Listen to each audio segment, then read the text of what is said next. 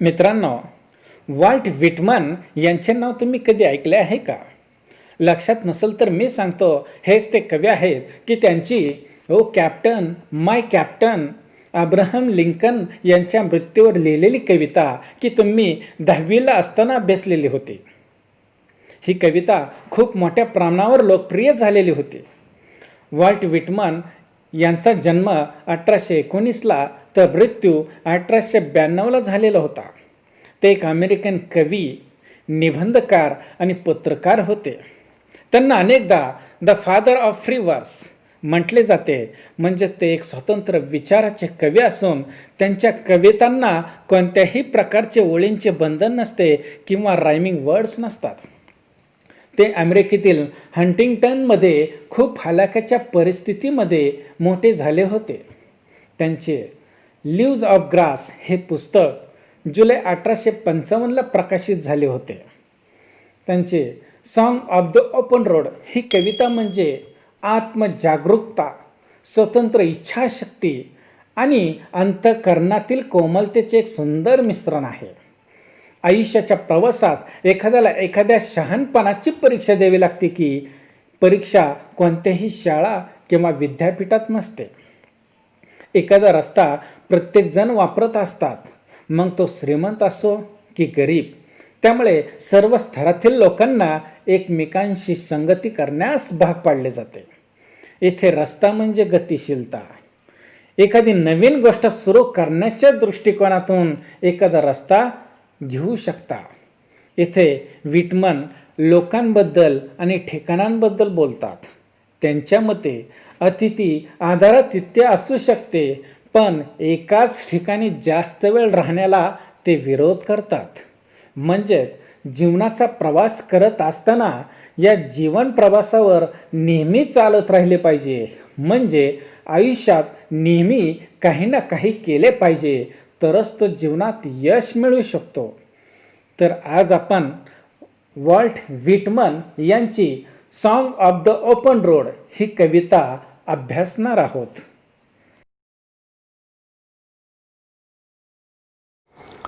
Afoot and light-hearted, I take to the open road, healthy, free, the world before me, the long brown path before me, leading wherever I choose. मित्रांनो, इथे कवीने त्यांच्या प्रवासाला सुरुवात केली आहे. ते हलक्या मनाने मोकळ्या रस्त्यावर पाऊल टाकतात. इथे ओपन रोड म्हणजे आपण जो प्रवास करतो तो रोड नसून त्यांच्या जीवनाचा रोड आहे, म्हणजेच द रोड ऑफ लाईफ. आणि हा रोड ओपन आहे म्हणजे या रोडवर आता कोणत्याही प्रकारचा अडथळा नाही आणि कोणत्याही प्रकारची मर्यादा देखील नाही. अशा प्रवासामध्ये संपूर्ण जगाचा अनुभव घेण्यासाठी ते तयार आहेत. कवीने त्यांचे वर्णन हेल्दी अँड फ्री म्हणून केलेले आहे. म्हणजेच या प्रवासासाठी ते पूर्णपणे निरोगी आणि स्वतंत्र आहेत. त्यांच्या मनावर कोणत्याही प्रकारचे बंधन नाही. ते या जीवन मार्गावर प्रवास करण्यासाठी पूर्णपणे तयार आहेत. येथे कवीने द लॉंग ब्राऊन पाथ म्हणजेच ब्राऊन हा शब्द घेऊन रस्त्याचे सुंदरपणे वर्णन केलेले आहे. मित्रांनो, जर पर्यटक म्हणून जर तुम्ही मोठ्या स्थळांना भेटी दिल्या असतील तर तुमच्या लक्षात येईल की जी महत्त्वाची स्थळे असतात ती स्थळे दर्शवण्यासाठी पाटीवर ब्राऊन अक्षरात दर्शवलेले असतात. कवीला त्यांच्या जीवनाचा प्रवास देखील महत्त्वपूर्ण वाटतोय. त्यामुळे त्यांनी त्यांच्या संपूर्ण जीवनाचा मार्ग ब्राऊन म्हटले आहे. आणि हा जीवन मार्ग खूप लांबचा असल्यामुळे द लॉंग ब्राऊन पाथ असे देखील म्हटलेले आहे. कवी पुढे म्हणतात की त्यांचे पूर्णपणे त्यांच्या प्रवासावर नियंत्रण आहे, कारण तो जो मार्ग निवडतील तो मार्ग त्यांना तिकडे घेऊन जाईल. आणि कवीने इथे देखील खूप सुंदर वर्णन केलेले आहे. इथे कवीने त्यांच्या जीवनाच्या प्रवासाच्या सहलीमध्ये स्वतःला त्या प्रवासाचे एक पर्यटक मानलेले आहे. आणि या जीवन प्रवासामध्ये ते ज्या ध्येयाची किंवा नशिबाची निवड करतील त्या ध्येयापर्यंत किंवा नशिबापर्यंत हा जीवनमार्ग त्यांना घेऊन जाईल असे ते म्हणतायत. In the first stanza, the speaker is setting out on the open road on foot. He is light-hearted and ready to take experience of the whole world. He describes himself as being healthy and free. He realizes that he is the only one person who is in complete control of his journey. He will choose where the path will take him on his journey, means here he chooses his own destiny. Henceforth I ask not good fortune, I myself am good fortune. Henceforth I whimper no more, postpone no more, need nothing. Done with indoor complaints, libraries, querulous criticisms. Strong and content I travel the open road. कवी म्हणतात की यापुढे मी देवाला चांगले नशीब मागणार नाही, कारण मी स्वतःच नशीबवान आहे.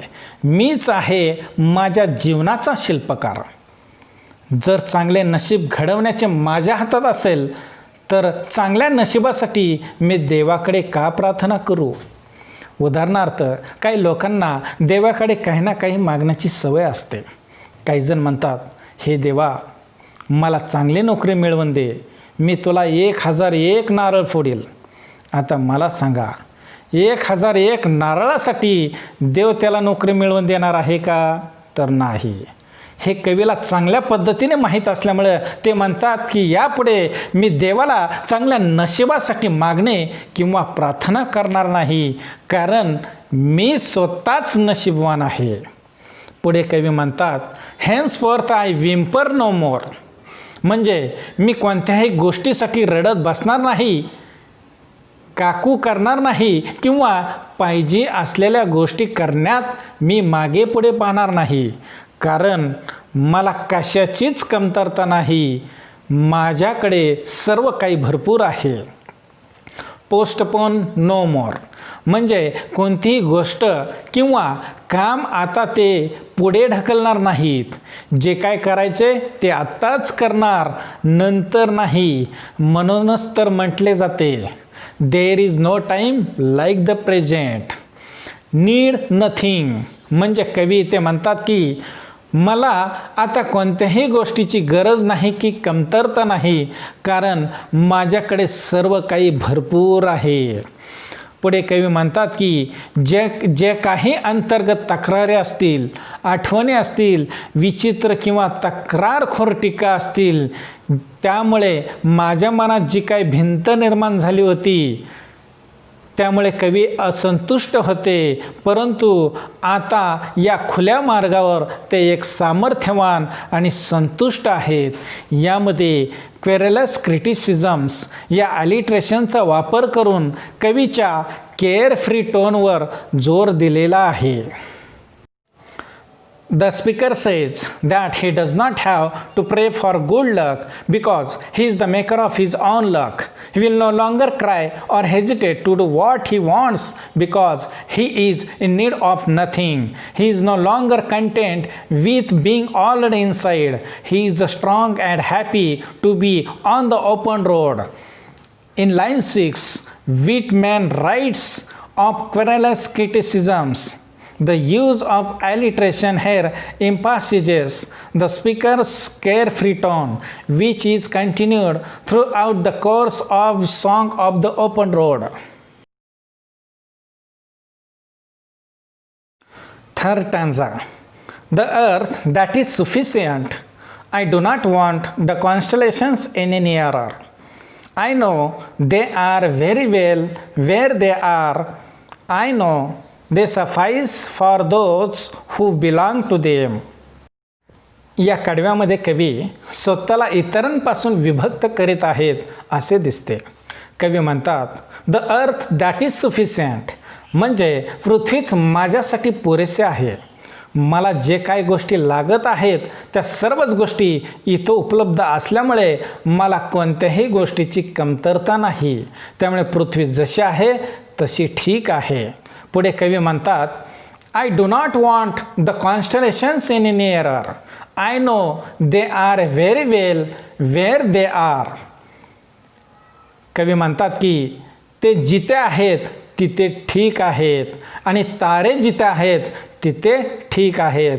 त्यांना अजून ताऱ्यांच्या जवळ जाण्याची अजिबात इच्छा नाही.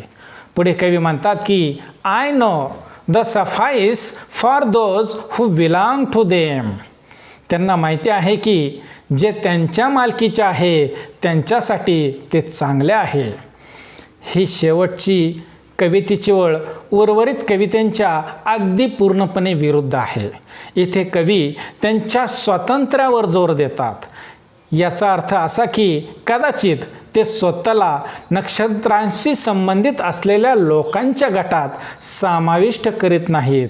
ते त्यांच्यात नाहीत कारण त्यांना त्यांची गरज नाही. Here, the speaker seems to separate himself from others. He says that the earth is fine the way it is. He does not desire to be any closer to the stars than he already is. He knows they are fine where they are, and he knows they are good enough for those who belong to them. This last line is in strong contrast to the rest of the poem, where the speaker emphasizes his free will and independence, which means the probably does not include himself in the group of the people who belong to the constellations. He does not belong to them because he does not need them. Fourth stanza. Still here I carry my old delicious burdens. I carry them, men and women. I carry them with me wherever I go. I swear it is impossible for me to get rid of them. I am filled with them and I will fill them in return. कवीने येथे कंसाचा वापर करून या शेवटच्या कडव्याला खूप वेगळे केले आहे. येथे कवीने ऑल डेलिशियस बर्डन्स असे म्हटले आहे. म्हणजे कवीच्या जीवनात खूप समस्या आहेत, परंतु या समस्यांना स्वतःपासून वेगळे न करता न घाबरता या समस्यांचा त्यांनी आस्वाद घेतला आहे. त्यामुळे ऑल डेलिशियस बर्डन्स असे म्हटले आहे. आणि अशा शब्दांचा वापर केल्याने कवीच्या सुंदर भाषा शैलीचे दर्शन होत आहे. पुढे ते म्हणतात की जिथे जिथे मी जातो तिथे तिथे मी माझ्या समस्यांना घेऊन जात असतो. आणि त्यांचे हेच विचार पुढील ओळींमध्ये देखील कंटिन्यू केलेले आहेत. I swear it is impossible for me to get rid of them. कवी शपथ घेऊन सांगतात की या समस्यांपासून त्यांच्या स्वतःला मुक्त करणे हे त्यांच्यासाठी अशक्य गोष्ट आहे. त्यामुळे ते समस्यांपासून दूर न पळता त्यांना त्यांच्या जीवनाचा प्रवास या समस्यांना बरोबरच घेऊन करायचा आहे. यातून कवीने त्यांचे समस्यांबरोबर असलेले सहजीवन संबंध दर्शवलेले आहेत. I am filled with them and I will fill them in return. येथे कवी म्हणतात की जे काही ओझे आहे किंवा जे काही समस्या आहेत त्या समस्यांनी मी भरून गेलो आहे. त्यामुळे मी घाबरून न जाता त्या समस्यांपासून दूर पळून न जाता त्या समस्यांना मी अजून भरत राहणार आहे. कवीने इथे देखील समस्यांचे सुंदर वर्णन केलेले आहे. जर तुमच्या आयुष्यात समस्याच नसतील तर जीवन जगण्यात मजाच नाही आहे. आणि जेवढी मोठी समस्या असेल तेवढे मोठे यश असते. त्यामुळे कवीने स्वतःला या समस्यांपासून विलुप्त न करता या समस्यांनाच बरोबर घेऊन जीवन प्रवास करण्याचे ठरवले आहे. The fourth stanza is physically separated from the rest of the poem by Whitman's use of parentheses. Here, the speaker admits that he is not without his own problems, but instead of fretting, he relishes them. The reader can see this through Whitman's diction. His use of the word delicious is no accident. Through that word, Whitman conveys the sense of relish the speaker feels for his burden. In the second line of the final stanza, the speaker admits to the all that he carries them with him wherever he goes. These thoughts is continued in the final two lines of the poem. The speaker declares that he cannot rid himself of them. Instead, he and his burdens share a symbiotic relationship of sorts. He is filled with his burdens and in return he feels them. The speaker is stating here that his burdens does not define him, rather he accepts them and carries them with him wherever he goes.